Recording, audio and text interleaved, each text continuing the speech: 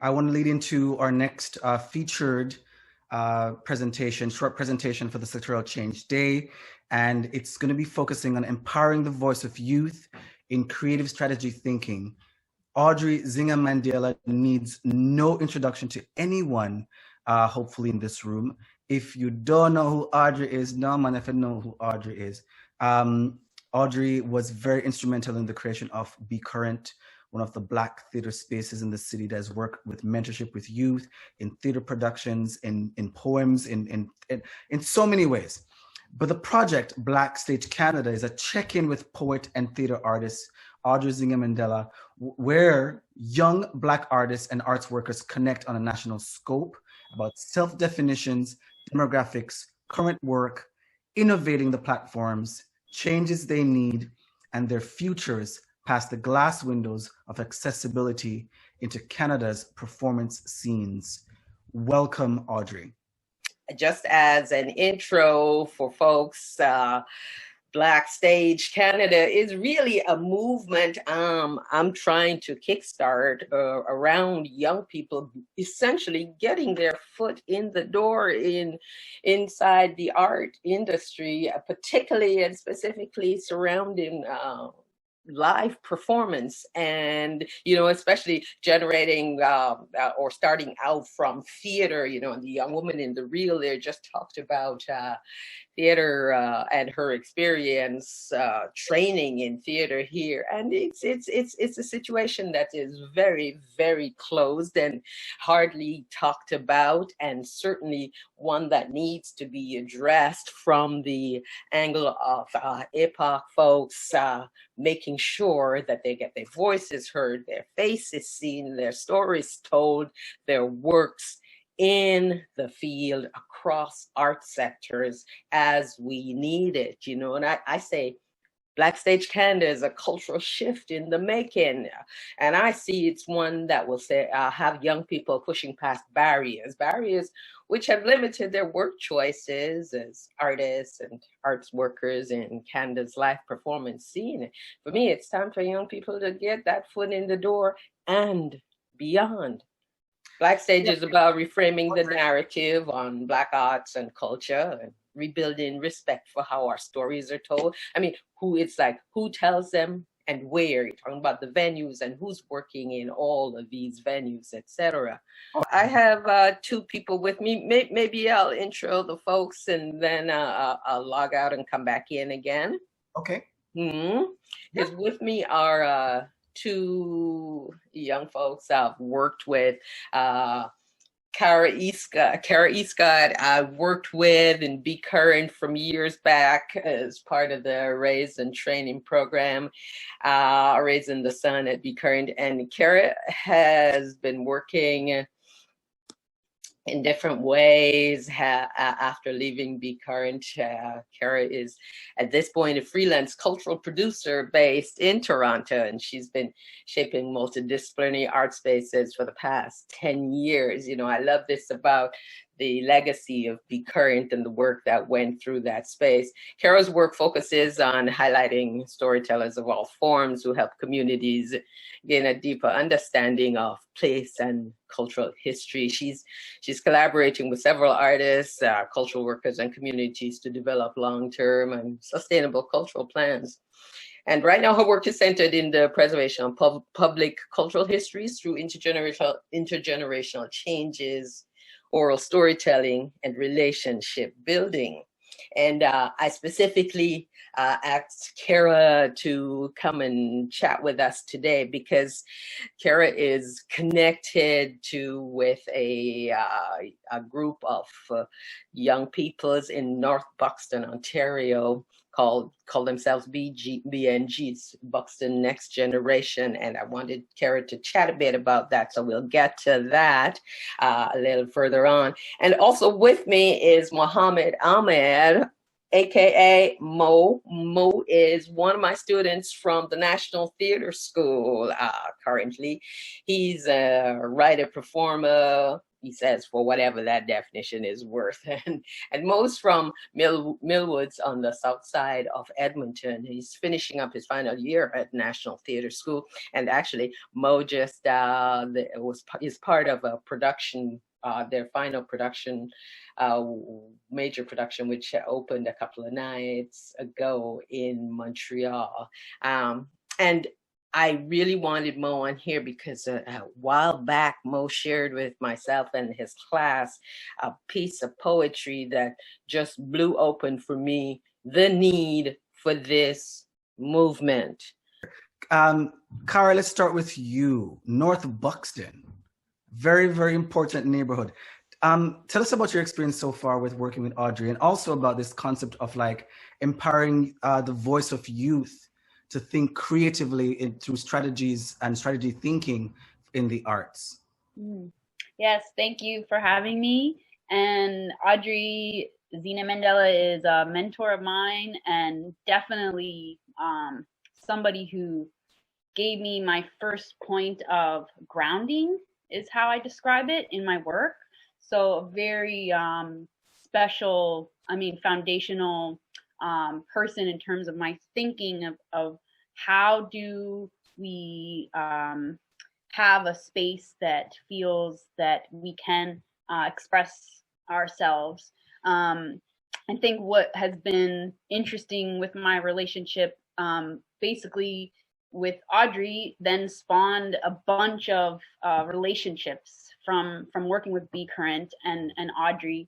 I was led to work with Debbie Young from Audrey, another person who carved out, their own space for expression for youth as well. And myself was a youth coming into these programs and being supported by these great artistic leaders. So I guess I just want to say that first and foremost, that I am someone who is, this who you're seeing here in my work is really comes from so many different people that I really was listening to them and watching how they were doing it, to the point where I didn't see myself as necessarily the artist's voice and performer, but yet as someone who I'm actually really interested in the mechanism behind how these spaces are being created, because I could tell that these are special, right? And that maybe I'm not the artistic voice, but I want to be part of building and shaping that space. I think I understand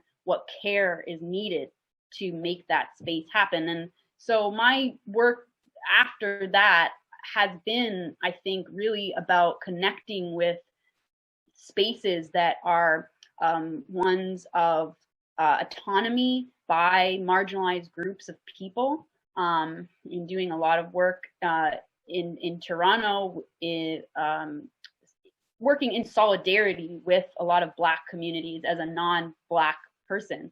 But through my connections and my relationships and listening, and that's where my path has led me. And these are the people who have been working with, and involved with another mentor of mine, Frank Francis, who used to run the Train Studio on Bathurst, a very important community, again, space. Train Studio was one of the first Black-owned jazz venues in Toronto in generations and generations. So these are the people who have influenced me, and I guess, that I come to this work as someone who's trying to support in solidarity and be a helper in terms of structure and mechanism and process and strategy, fundraising, these kinds of things. So specifically to speak to the B&G and Buxton generation, they're one group who I have come to know and be part of and grow out of collaborations that I've done. Earlier this year, an exhibition that centered the Buxton history and story in Chatham at the Public Art Gallery there. And through that relationship, just realized these younger generation have a lot of responsibility coming up in the next couple of years as leadership grows older.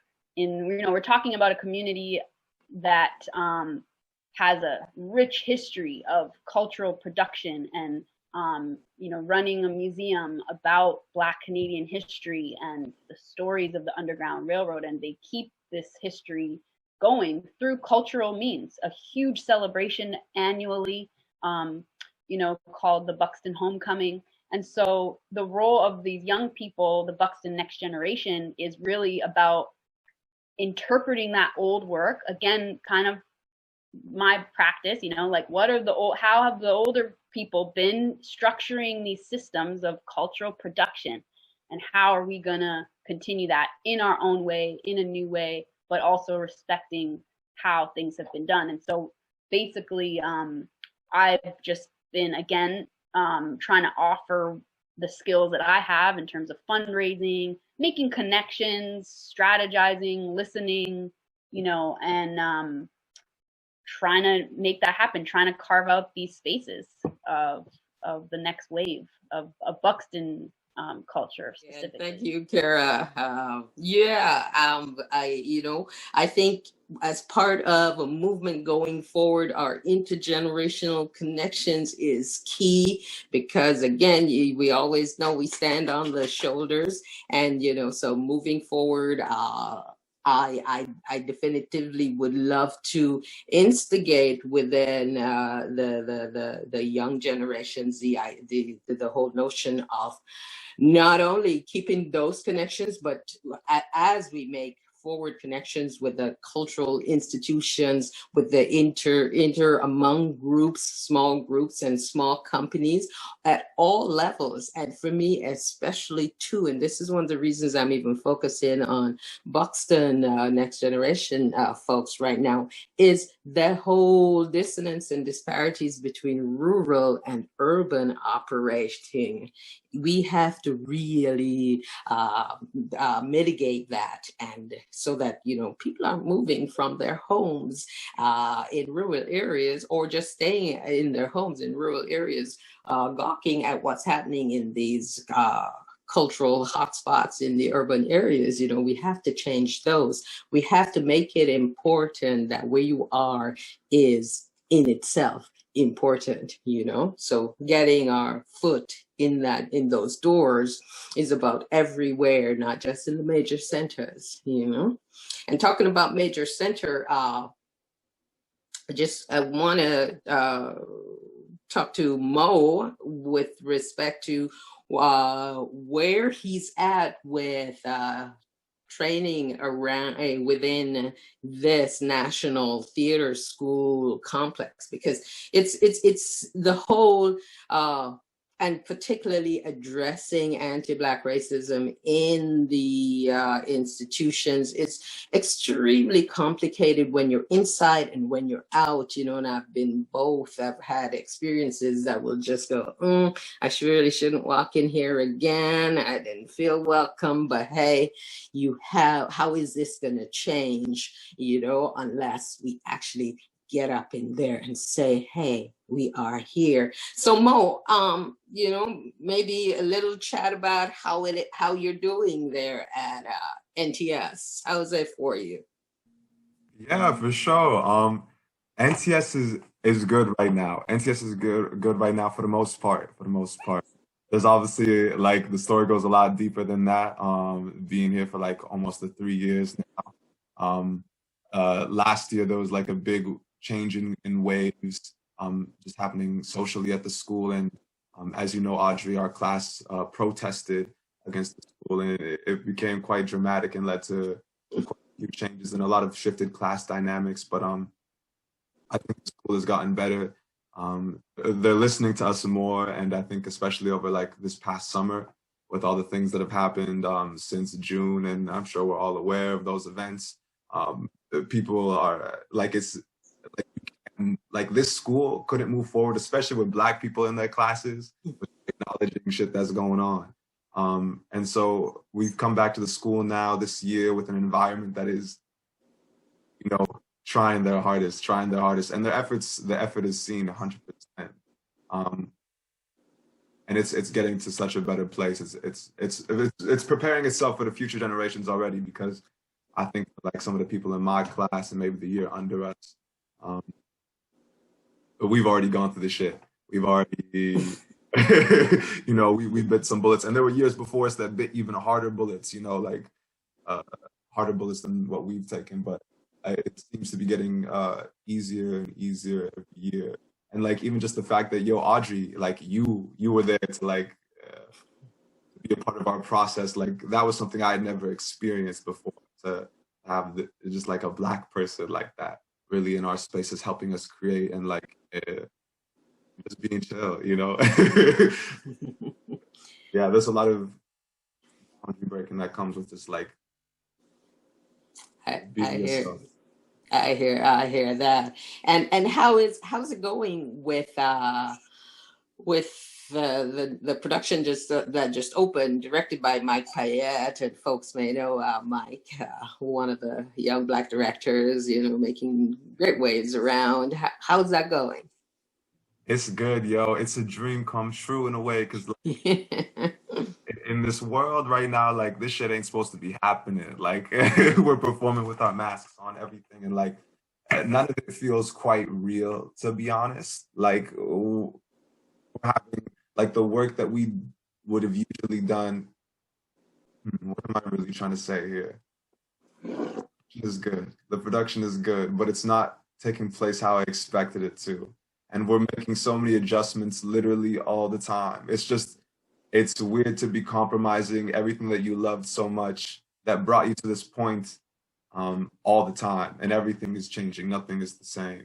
Like we can't even stand close to each other on stage, and we got scenes all over where there's like in the script, we're getting close, intimate scenes, kissing, hugging, whatever. And it's like, oh, we just need to interpret this all differently. So you know, to be like optimistic about it, I would describe it as an invigorating challenge of figuring out what we can still do instead of what we can't do anymore, you know.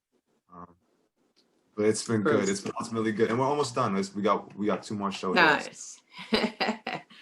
Nice. I think I'm gonna catch it tonight because it's streaming as well. Right? But yeah, I'm gonna come forward again to you, Mo. I want to talk again with Kara. Kara, I want to ask what are maybe a couple of the projects with young folks that you've worked on that has been really exciting in the past while or a long time ago even that you want to see again? Mm-hmm. Yeah.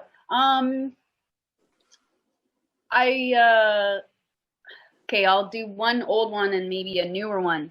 There was this really fantastic kind of participatory project that I did with Allison Duke. Had the word mask in it, and now I'm forgetting the name of it.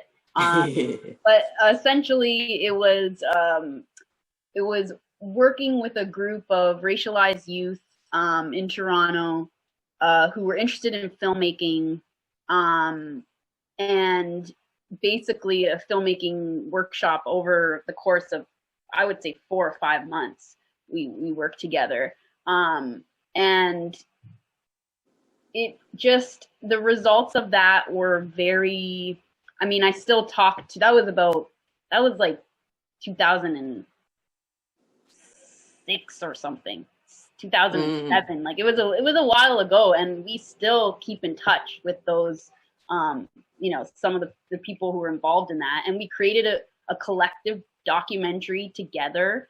And we made these masks, like physical masks from scratch, worked with an artist to do that, and then they were featured in this documentary that we made together, edited together. And I mean, just that process of having, you know, a room to have dialogue, discuss, express personal kind of experiences, mixed though with, you know, hard technical stuff about camera and editing and directing, writing, how do you put a script together for a documentary, these kind of things, that meeting point. I mean, it's not rocket science, and it's just so impactful, so fruitful. Like, so yeah, I think those longer term projects where like youth can come back to things week after week and build with each other.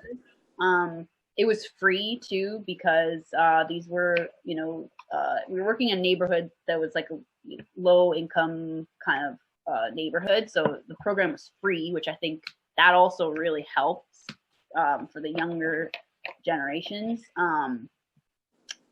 What else can I say about that? Yeah, so that was really, that was something that I really kind of, remember. Cool.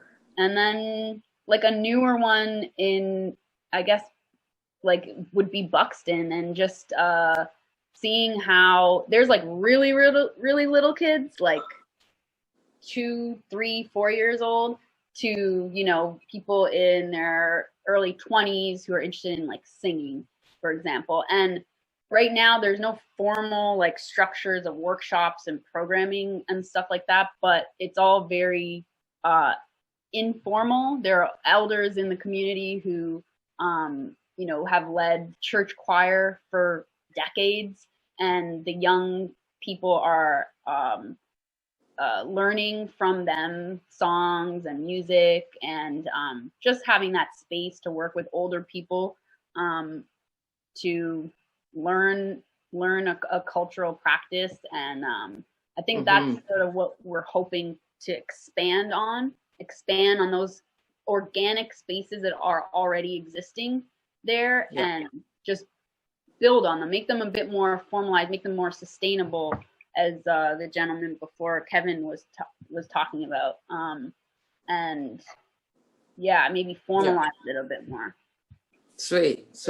And I'm glad you talk about spaces, because I think that is crucial to this idea of the Black Stage Canada movement that I'm talking about, because there are so many different kinds of spaces within which we already operate. We operate in silos to some degree, and operate in certain kinds of isolation. And whether that isolation just means that we're only in our hood, in our neighborhood, or we have a small space, or we, access a small space in some big institution or community space, or otherwise, that we don't have any high profile looks, where people can find us. We don't have any high profile venues where people can just go in and especially incubate over time. And so, I think there is a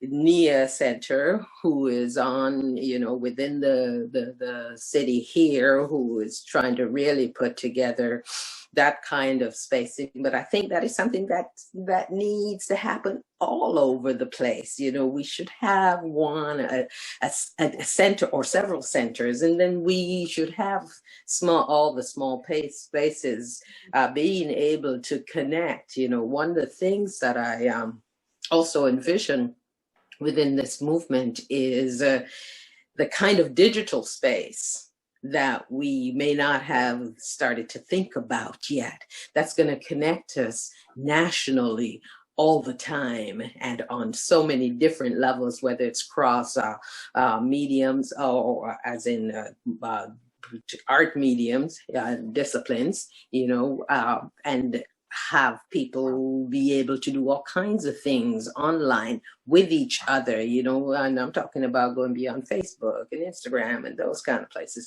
I'm talking about us generating even things like apps, digital apps that are gonna keep us connected and growing, and especially generations growing and making the inroads into the institutions and spaces that we need to really, push our foot into. Yes, our own apps. I have a one-pager which I'm circulating with. That was in the chat. Someone said apps, and yes, apps. We need to get there. We gotta get there. And I have this one-pager which I'm circulating with through certain channels, whether it be social media channels or with individuals and small companies and centers and just programs who are dealing with particularly young Black folks and who are looking at art and wanting to move into art as well. And this one page, it just talks about Black Stage and asks for folks to join the movement. And that is something that I'm going to look to circulate widely so that we can get that momentum going come the new year, and probably even just look at a dedicated site that is Black Stage Canada to begin. And I think I want to wrap up with this idea, particularly of our spaces, because I had said earlier on that Mo had shared a poem with myself and his classmates at NTS a while back, and it just sent home for me the idea of what we need. Hey, Mo, you gonna share with us? Yeah, 100%. I could. I got it right here with me too. The poem, yeah, it's a love letter to my hood, Millwood, south side of Edmonton. And it goes, I want a theater in my hood, just between the library and the DMV. I want it completely funded, Black owned. I want my daycare to watch shows for free. I want the hospital to bring all its willing patients to watch for free. I want the kids smoking cigarettes to know that there's a theater right there and they can watch a show for free. I want a theater in my hood. Bigger than the Citadel, better than the Citadel. I want a theater in my hood. So my mom can walk to the show. So my old friend's grandma, who I know is still alive and well, can walk to the show. I want a theater in my hood that shows the hood, shares the hood, and cares for the hood. This ain't Broadway. I want shows that'll show all the kids that they can be anything and that they will see themselves. I want a theater in my hood so that those yuppie fucks downtown can come on down and see what's actually happening, what they can't touch. Because I want a theater in my hood where all the mamas and some babas bring some food and you can smell it from down the block. I want a theater in my hood to show that life is more than the hood. I want a theater in my hood. Yeah,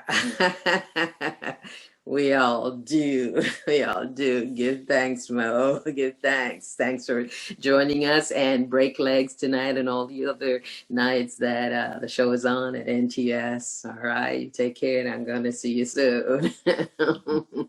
And Kara, thank you for joining us. It's been great. It's been great. Any last words, Kara? Thank you, Audrey, for continually recalibrating us all.